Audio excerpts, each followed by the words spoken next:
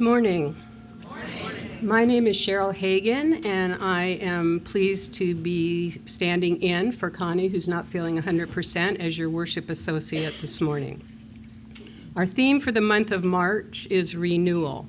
And when we think about renewal, often the first thing we think about are things that we need to renew, like vows, memberships, insurance policies, magazine subscriptions, all those annoying things that keep coming, right? But this isn't what we mean for this month's theme at Tapestry. We mean something that makes us feel new, and perhaps not always in a religious sense. Consider these words by UU President Peter Morales on the subject. Renewing contact with what is most precious in life is really a spiritual practice. It is an essential practice. If we do not feed our spirits, they will wither. Even the good deeds we strive to do will become acts of anger and joyless obligation rather than efforts to share and to heal. When our spirits are strong and reconnected, our work for compassion and justice has enduring power. When our spirits are renewed, we are blessings to one another and to the world. We welcome whoever you are and wherever you are on your journey. As a home of liberal spirituality, we are grateful for the religious pluralism which expands our vision and deepens our understanding. Our principles remind us to honor reason and differences and to value and foster social justice, social action, and compassion. Welcome to Tapestry, a Unitarian Universalist congregation. Our minister, the Reverend Kent Doss, is not in the pulpit today, but today we have the privilege of welcoming Professor Michele Goodwin from UCI as our guest speaker. She'll be speaking on the subject of finding grace, and you're going to hear some amazing things from her in just a little while.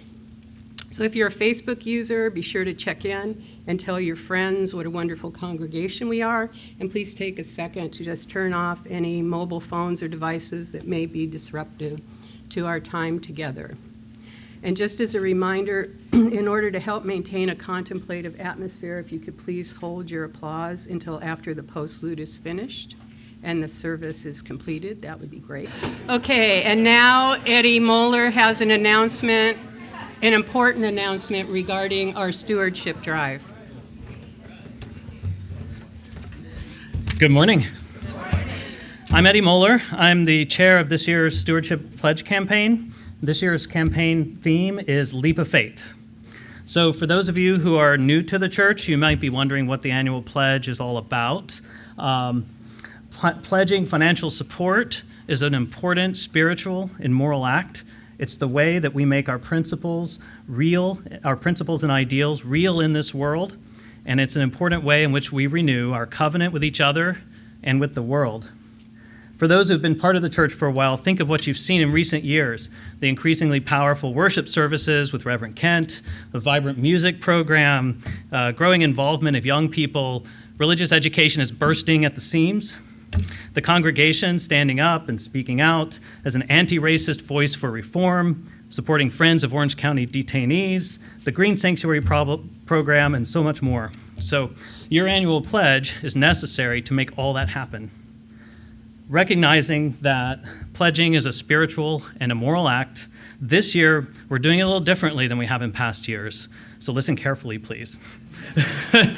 On March 20th, during the worship service, that's 2 weeks from today, we're going to ask everyone to make their pledge during the worship service. We're going to come up, we're going to place our pledges, and then we're going to have a catered brunch afterwards, so hang around. We're going to count it up, and we're going to announce what we got. Yeah, that is exciting and scary at the same time, right? And so that's one reason why the theme is Leap of Faith. Tapestry's built powerful momentum. We're moving towards a lot of dreams becoming real, and we have an opportunity to either stand still or to take a leap forward.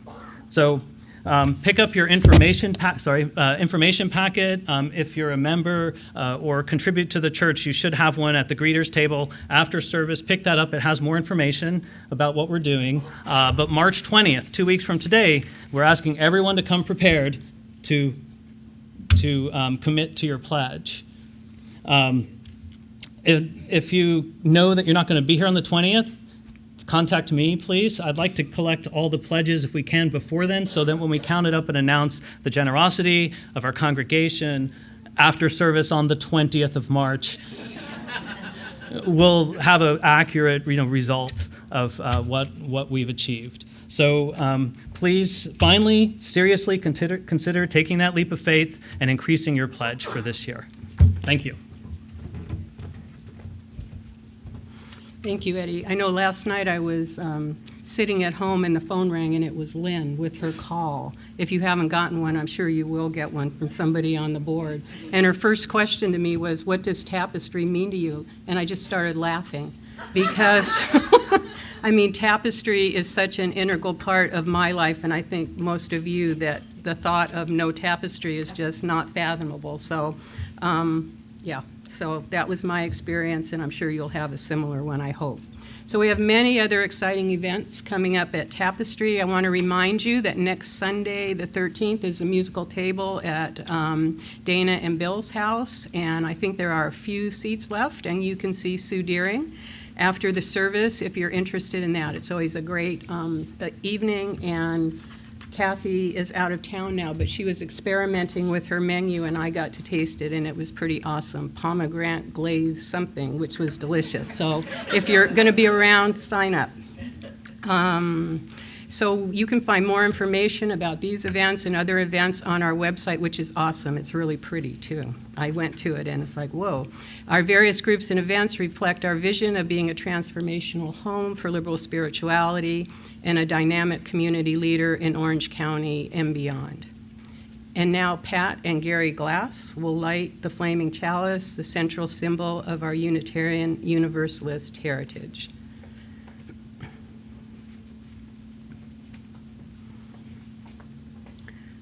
Our flame is a symbol of transcendence, truth triumphing over the forces of superstition and fear. Our circle proclaims that the earth and all its inhabitants are one, and from the common container of this chalice, we share the warm welcome of our beloved congregation. And concerns this morning. The first one comes from Barb. After 89 years of living, loving, and learning, my mom passed. We celebrated her legacy in Pennsylvania last week. Our thoughts are with you. And then, since our theme is renewal, this is an appropriate request from Judy Clemmer. She's in a little bit of a bind. She's having a horrible time, I guess, getting her car smog tested. It's time for renewal. So if you have any referrals for her, she would appreciate that.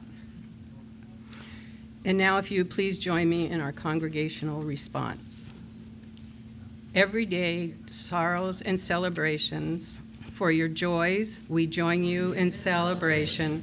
For your sorrows and concerns, may you feel our compassion. For all that is spoken and unspoken, may the caring of our beloved communities sustain you. And now, Tara Sayer has a few words for you.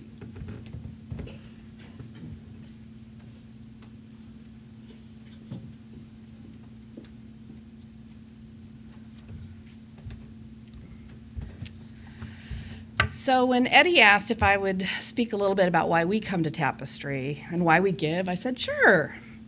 And then when I sat down to actually write it down, I was like, ooh, wow, this is going to be hard. In all honesty, it's kind of like trying to tell my husband or one of my kids what I love about them. I can find words, but they don't really get to the root of it. I've been coming to Tapestry for 13 years, almost the whole time I've lived in Orange County. I needed help authentically answering my then 4-year-old twins' questions about God, and I wanted a like-minded community in Orange County. My husband Scott started coming about, I think, 10 or 11 years ago, somewhat dragged by his first wife. Thank you. We all have our reasons for coming, some profound, some mundane, probably many similar stories, and some I've even heard here already this morning. We have amazing sermons. We have incredible guest speakers like Professor Goodwin, Gustavo Arellano, Erwin Chemerinsky, Sheikh Fazgaza, Michael Esselin. Like-minded friends for us and our children if we have them and bring them here. Kids and adult religious ed, age-appropriate sex education, being challenged to look at the world in new ways, and social action opportunities that again have been mentioned this morning. So you know those MasterCard commercials, tickets, $165, 2 hot dogs, $12, watching your kids see their first pro baseball game, priceless. So the list I just gave you is kind of the tickets and hot dogs. It's important. It's absolutely critical, and it costs money, but it doesn't explain why Tapestry is priceless. It doesn't show what each one of us actually gets from this amazing community. Why our family has tithed the equivalent of a car payment every year, a car payment every month. Our lives are immeasurably better for being part of this community. I've grown professionally, having had the opportunity to lead the board, to see a settled minister move on, to bring on an interim minister, to help with the visioning and renaming processes. I know how much spirit and time and money it takes to run Tapestry. And that's part of why we give, but there's so much more. If you didn't guess or get, I met my husband here. We wouldn't have each other, and we wouldn't have Espen, a crazy little 4-year-old in the nursery right now. One of my children found his sexual identity voice through OWL. He'd struggled thinking he was weird and not knowing how to express himself or explain his identity until OWL helped him find the right words. At the Benneville Family Camp in the last couple of years, Scott and Connor and Kieran and I danced like mad at the nightclub, dancing with your teenagers. Watching Connor and Kieran sing "In the Jungle, the Mighty Jungle" with Noah and Abby and a couple of other kids. And there are so many people in this room who've hugged me when I cried, who've sent Scott care packages and thoughts and good prayers, and when he's been deployed, who've made me laugh until my stomach hurts, who've taken my family under their wing and made us part of your family, surrogate parents, aunts, uncles, sisters, who visited me and Espen in the hospital, drove the twins to the hospital, threw Espen a baby shower, who've come to our home for service auction barbecues and New Year's Eves, who ask me hard questions, and who emulate authentic living. This community and you, the individuals who comprise it, love me and my family, inspire us to be better human beings, and help make us make the absolute most of life. Priceless.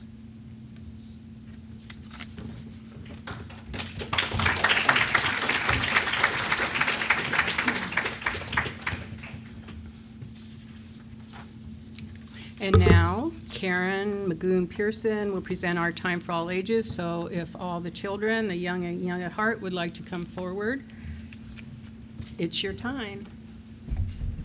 Come on.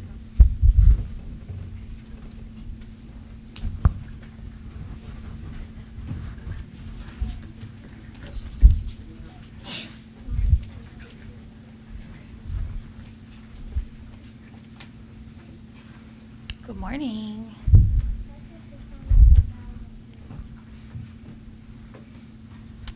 So our book today is called Circles of Hope, and it's about a little boy growing up in Haiti. So we're going to learn his story.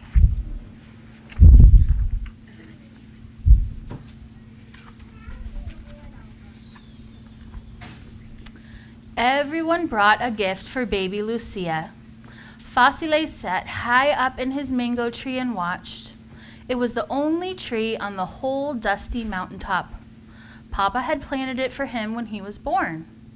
A strong tree protects its timon, Papa said. Now Papa worked far away in the city.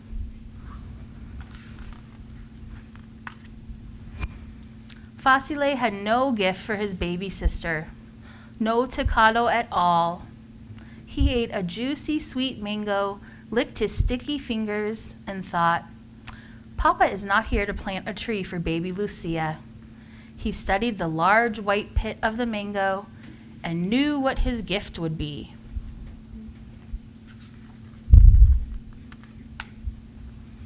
Carefully, he held the mango pit and climbed down from his tree.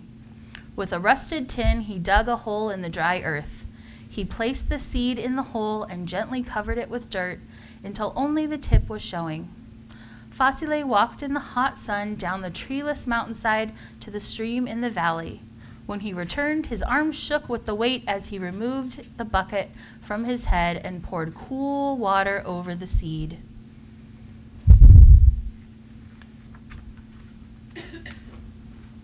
After many days, the seed began to sprout. But when Facile came up the mountain with water, he found only an empty hole and the neighbor's goat blinking stupidly. Look what you have done, Facile shook his fist. Once again, he had not even a small gift for his new sister.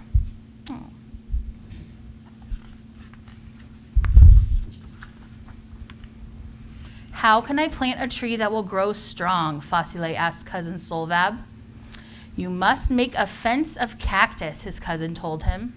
And so Facile planted another seed, and this time he protected it with stalks from the candelab. See the cactus he's putting around it? Dark gray clouds piled up behind the mountains. An early rain came crashing down on the dusty mountaintop. Facile danced in the puddles. Lucia laughed. But when he went to check on his sister's tree, Facile could not believe his eyes. Gone, he cried. There was only a piece of cactus fence, and beyond that, the lifeless seed. Got washed away by the rain.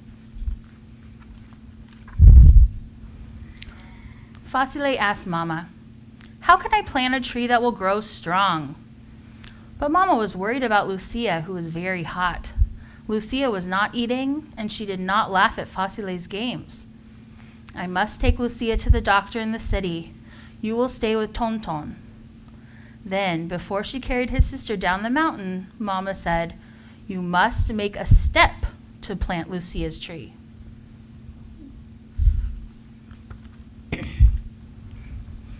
Facile dug a flat step in the mountainside so the rain could not steal his seed.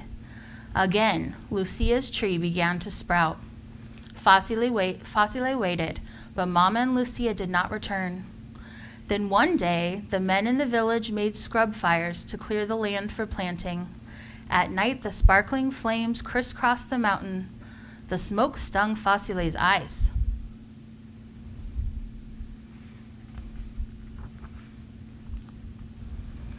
The next day, Facile saw ashes as he walked through the yard.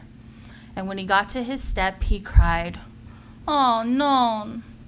Lucia's tiny tree had turned into a black, twisted stick. Lucia had been away for many weeks, and Facile still had no small gift for his sister.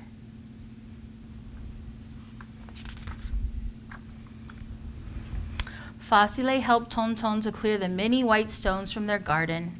He watched the path for Mama and Lucia, but they did not come. I cannot plant a tree that will grow strong for Lucia, Facile told Tonton. Espere, Tonton said. You must have hope to plant a tree. Facile sighed and shook his head. Too many stones. Stones did not make a gift, and stones did not protect a timon. He tossed another stone from the garden into the pile, and then he had an idea. One after another, he piled the stones up.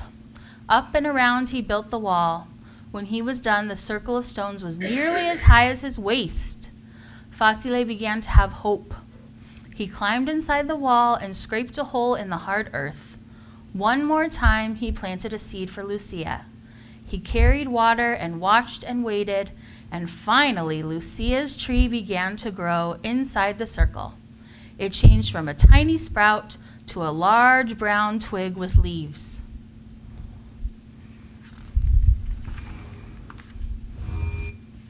One day, after many months, Facile saw Mama come slowly up the mountain.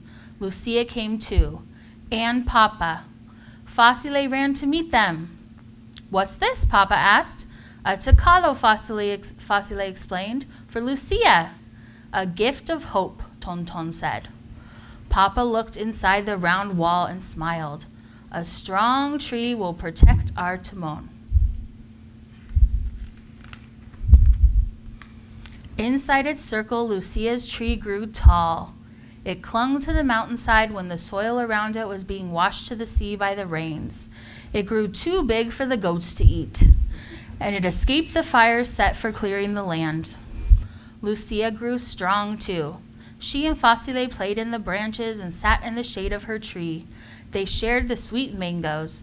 They carried water up the mountain and cleared more rocks from the garden. And slowly, 1 year at a time, little circles of hope began to grow on the mountainsides of Haiti, and inside each circle grew a tree. Yeah, that's right. That's the end. All right, we're all going to go to our classrooms with our teachers.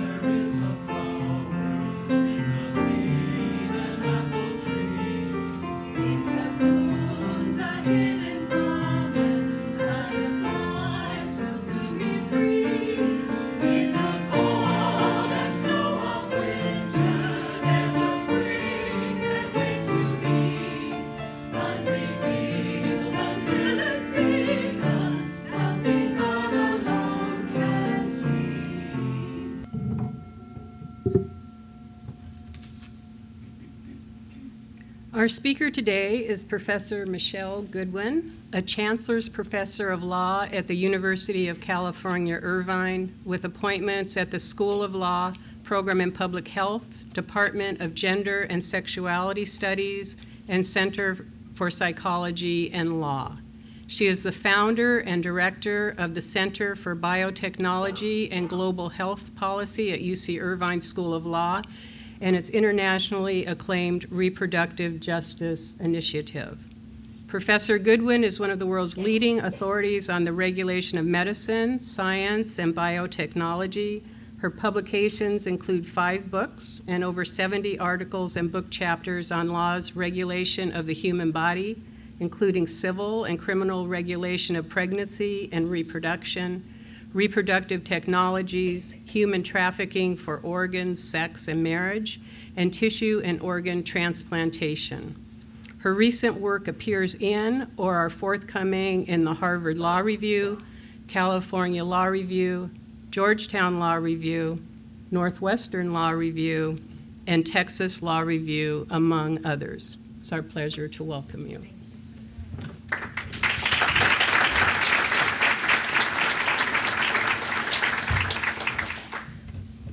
It's a real pleasure and honor to be here. Thank you very much for that kind and generous introduction and for welcoming me to your community today. It really means quite a lot to me. And, tapestry makes me think of quilts and quilting and coming together. And that's the space in which I'd like to begin, because my talk today is about finding grace. And in finding grace, I wanted to talk about values. And in that story of values, one of the persons who comes up and that I'll be talking about today is my maternal grandmother. She passed away when I was 19, and as I was sitting there, I was thinking, okay, now how am I going to get through this thing without being weepy? I don't have any tissues with me, and I'm thinking, okay, girl, you're going to have to just suck it up. But she was a quilter, and she was a quilter in many different ways. She was born in Mississippi during the harshest times of our country, during the segregated Jim Crow time. Her youngest brother had to escape out of Mississippi after being cut down from a lynching in the back seat of a car, and then taken north. He never went back down to Mississippi until his father's death, many decades later. My grandmother was the only one of her siblings who actually would go back and forth. There were half of the siblings, she was one of 13, and half stayed in Mississippi and the other half went north. And for those who went north, the pain that they had experienced in Mississippi and what they came away from with it meant that they couldn't go back. They just couldn't make that journey back. And we can understand that when we remember just what Mississippi was. I mean, even today, when we look at what Mississippi is, I mean, I work in the, in the intersection of law and medicine. It's one of the places that has the worst health outcomes if you live there, the worst health outcomes if you're a pregnant woman. But if you think about it, during Jim Crow, it's a place where people were murdered when they just simply attempted to vote. It was a place where kids were shut out of school. For my grandmother, for her part, she had to pick cotton in the morning before even going to school, and had to pick cotton when she came home from school. And you had to pick more cotton than your weight in order to have gotten your good supply of cotton picking, right? And this is a 20th century story. It's not a 17th century story or an 18th century story. This is a story of the 1930s, 40s, and 50s. But she was a quilter. And she, in quilting, it's more than just the fabric. It's the fabric of our communities. It's the fabrics of our lives. And so she moved west and she moved north with her husband, who was in the military. My grandfather, he was in the military, and they moved to Texas, and then they moved to Wisconsin. And I guess that's in part where the story begins, in part because as I was a little girl, she took care of me. My two grandmothers did, my maternal and paternal grandmothers, because they allowed my mother and father to go off and find themselves, which is interesting, right? You find yourselves. And so that was rather new age for them, but they said, okay, go and do that. And I was the first grandchild. And they really had high hopes for my parents to be able to make it in a world that had just come through civil rights, its civil rights movement. So there was a lot of hope. And one of the best things in my life is that I was actually left to my grandparents. They both sets lived in the same city, and I lived during the week with my maternal grandmother and on the weekends with my paternal grandmother. And there were two very different kinds of women. But this is a story in part of my maternal grandmother and renewal and finding grace, because every day at her table was a day of grace. She was known as the community lawyer, and she had never gone to college, she had never gone to law school, but she was the person who had the strength of courage and mind to show up at court, to advocate for people. And when you put it in context and you think about Black Lives Matter today, right? How you need somebody to stand up and to say, this is a good person. She was that person. But I learned a lot from her table because it was the other women at her table too They held up a community that was under siege, though I never had to feel that the community was under siege because of the grace at their table. And listening to the stories, I mean, this was a time where they say that children were not to be heard. You sat there. So I did a lot of listening. And that listening was actually quite profound. And one of the lessons that I got from my grandmother, now what was so interesting is this story from Mississippi, but I never got hate from her. And here was a woman who could have spewed out lots of anger and hatred given what she had come from, but she didn't. And this really opened me to see the world in a very full way. Right? She was never hateful about white people, though her experience was quite traumatic and the experience of her family. But what I learned at her table was not just about not hate, it was the kind of proactive values of courage, of empathy, of perseverance, of accountability.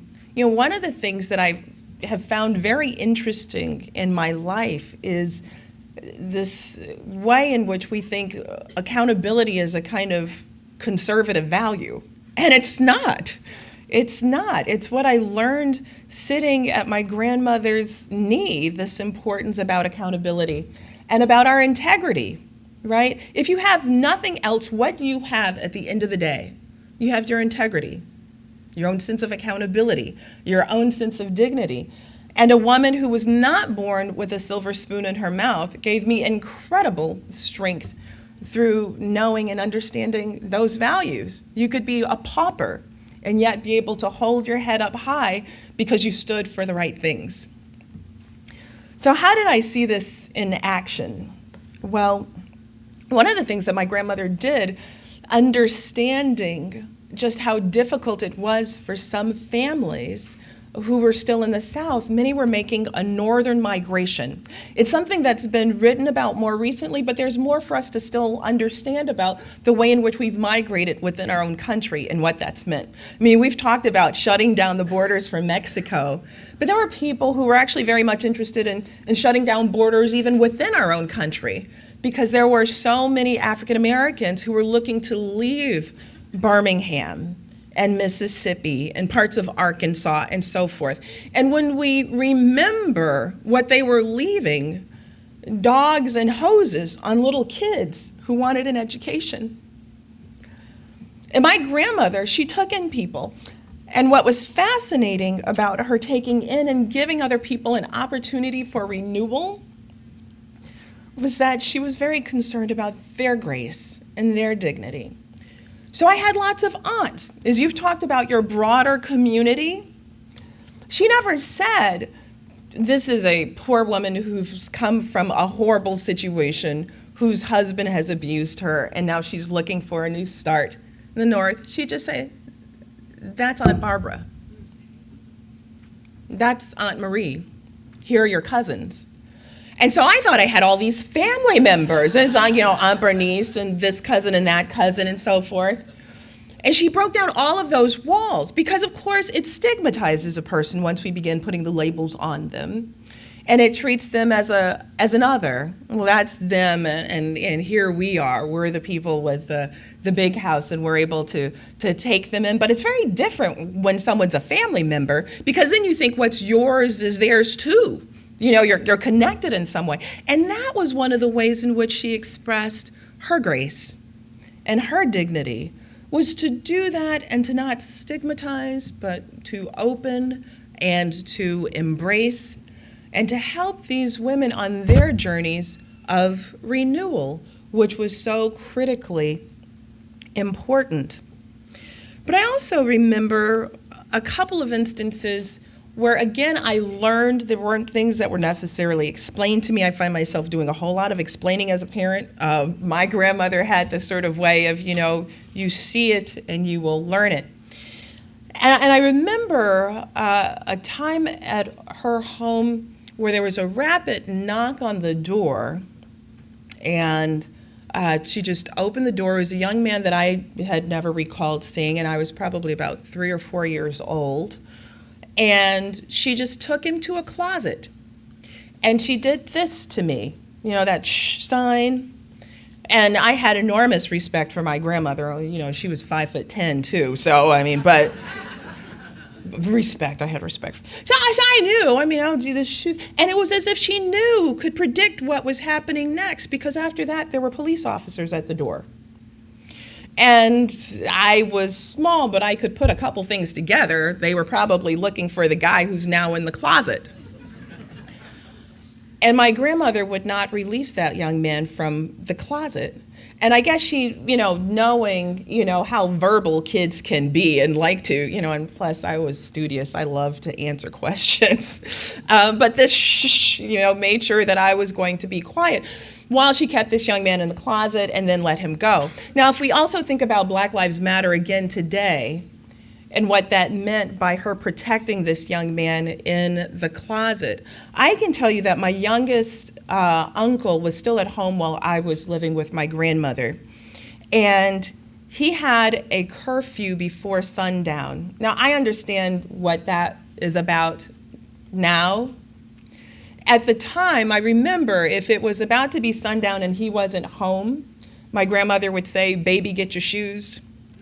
And we'd go find him, and he would be innocently playing on the school playground basketball with his friends, not getting into any trouble. But my grandmother also knew what that reality was like. Now we capture it on video camera, and I dare say if we didn't have video cameras, people wouldn't believe just the trauma and the hatred and the injury that has befallen Black men in our country, and that's even in the North. But my grandmother knew better, and she was getting her son out. And he went on to college and the military and then serving his country and then working. But I think that she was concerned that her son, even being out after dark, could become the subject of brutality because that was just simply real for that time. But another instance in which I saw her courage, someone came demanding a husband and a group of his buddies, friends, a big group of them, it seemed to me, demanding one of the women that she was keeping in her home and the children. And this was in the many years before there were shelters for women to be able to go to for safety and security. I came to know that's sort of what we had become, but had no idea because these were just aunts and cousins. And I remember my grandmother being out on her porch, and I snuck out on the porch where I was not supposed to be. And I saw what looked to me like a mob, and my grandmother just standing there in front of her door, daring these men to even try to come into her home and to take the woman that she was protecting away. And I remember my grandmother quickly looking down at me and putting a hand in front of me as a man took off his shoe and threw it at her. And I remember I would have ducked. She didn't even duck. She just stood there with a force and will of power that it just wasn't happening that day, not under her watch. And I think all of that happens to be stories about renewal, about giving another chance to other people and who we are and what our values are as we take on that journey of renewal. And what kind of values stick with us, cling to us as we move forward with that. Now, I mentioned when I started off quilting, well, my grandmother was a quilter beyond even the community. She was a quilter of actual quilts. And I still have with me a couple of the quilts that she made, one when I was a baby. And I recently had that quilt restitched by a woman who was from Mississippi, interestingly enough, who began quilting after her 16-year-old son died in a car accident. And I met her and I asked her if she would take on this quilt. It was a quilt that was just fraying, but I didn't want to leave it to just anybody. And I had finally found somebody who could take care of this quilt for me. And inside it, she found my baby clothes that my grandmother had stitched into the quilt. And that was as if she had come right back to me. And there's a second quilt that I have for my grandmother. And she quilted it in the last year of her life when we did not know that she was dying from ovarian cancer. And it's hand-stitched, not by a sewing machine. And I got the quilt and I was so happy, and within 6 months of receiving it, my grandmother had passed away. But I'm very happy I have those quilts. They mean so much to me. Now, my grandmother's story has meant so much to me for my own life and who I am. And normally, I don't get weepy when I give a talk, but normally my talks aren't necessarily about my grandmother either.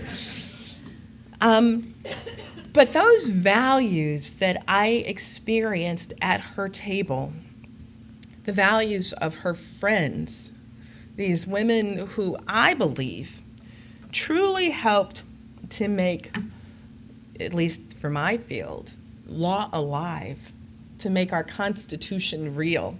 Many people talk about our founding fathers, and it was incredible the vision that they had in many ways. But who made that real? Who made it real? On paper, there was talk about equality. On paper, there was talk about rights to vote. On paper, there was talk about a right to organize and free speech. But that really didn't come alive, in my opinion, until there were very courageous men and women who had very, very little, who really fought for it, who sacrificed everything so that our Constitution could become real. These are the people who marched across the Pettus Bridge, knowing that on the other side would be police officers, dogs, and batons. But they did it anyway, and they said they were going to go back again because it was important that we all be able to vote in this country. There are people who cared about an education and said that they would march, right? They would march and march, even though there would be dogs and hoses, because everybody should be entitled to a good education in this country. These are people who, for the very notion of equality, said that they would give up everything, including the threats of their land being taken away from them and so much more, so that equality could become real. Now, when I think about that within the context of the law, here's why it matters.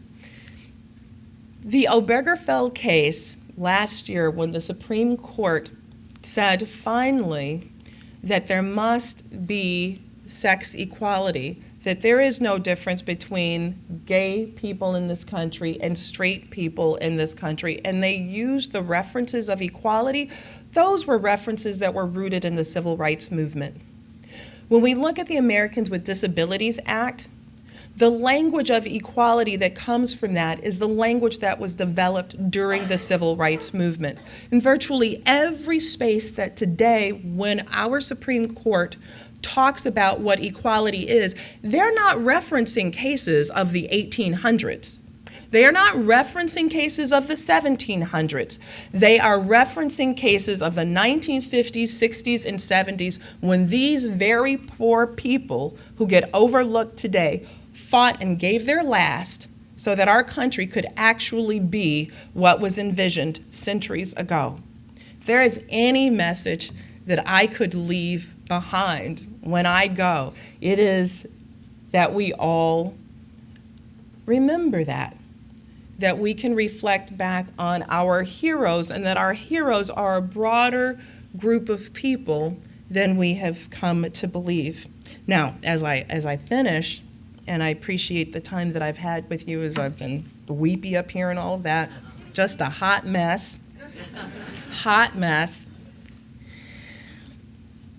I would leave us today with saying that everybody deserves a chance to renew, right? So that's really important. And I'm wearing a flower today that was given to me by a woman named Sue Ellen Allen.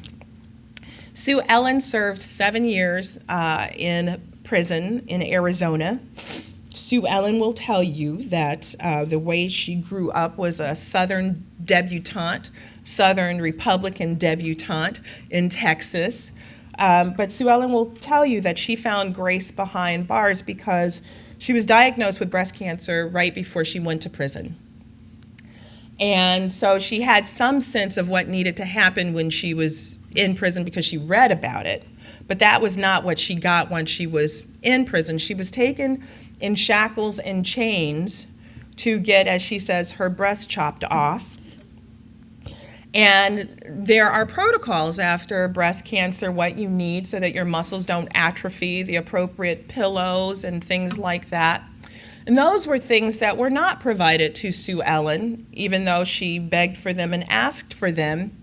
But the women at prison with her, who had been sort of tossed away by society and had their own lives and narratives, they made pillow for her of their sanitary napkins. They took their clean sanitary napkins and they wove them in a pillow, and they knew that she had been somewhat fashionable, so they made fringe on the end so she could really appreciate it. And she did. And they would steal away ice chips for her. Now, you might think ice chips. Guess what? In prison, you have to pay for ice. And in prison, you either have to pay for it or you have to have had something really bad to you happen in order for you to get ice. And it wasn't enough that Sue Ellen had breast cancer and had her breast chopped off for her to be able to get ice, right? So these women would have to pay for the ice and then give Sue Ellen some ice chips and many other things that they did.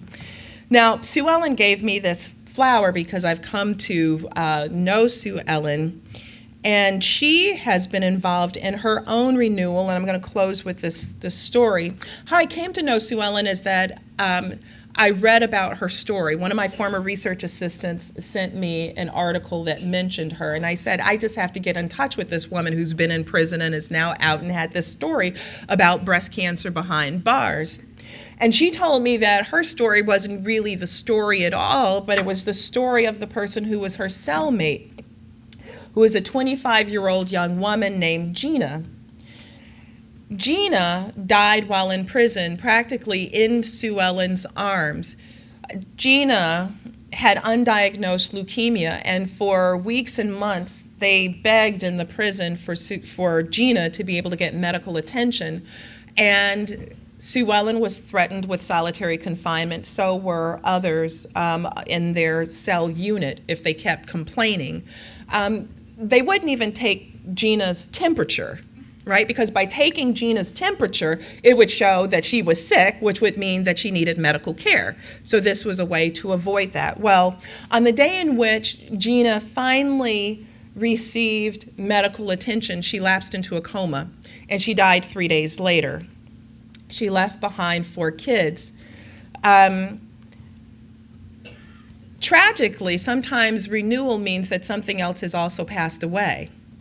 Sue Ellen founded an organization called Gina's Team to try to help women who are in prison be able to renew their lives after they get out. And it's been fabulous. The organization has just a 6% recidivism rate compared to the national average, which is at about 60%. Which is fabulous, which is amazing. I have to say, though, that we always have to be vigilant because just a few weeks ago, Sue Ellen called me in the middle of the night, and it was because Gina's eldest daughter had committed suicide.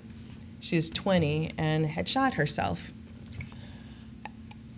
I don't want to end on that note at all, but I do want us to think about our values, and I want us to think about how we're vigilant in our values. Sue Ellen founded, as I said, Gina's Team, and it's worked miracles in the lives of so many and has helped so many families. But I think that even with what's happened to Gina's daughter, it reminds us that our struggle isn't over.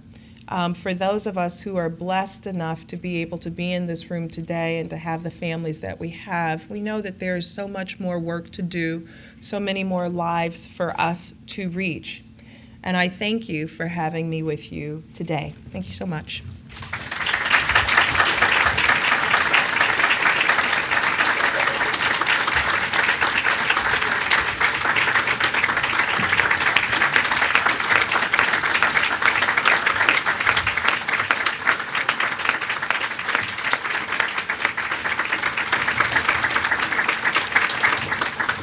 Thank you, Professor Goodwin, for that very heartfelt and inspiring presentation. We extinguish this flame knowing the light remains in the warmth and compassion of our hearts until we are together again. The world is too beautiful to be praised by only one voice. May you have the courage to sing your part. The world is too broken to be healed by only one set of hands. May you have the courage to use your gifts. May you go in peace.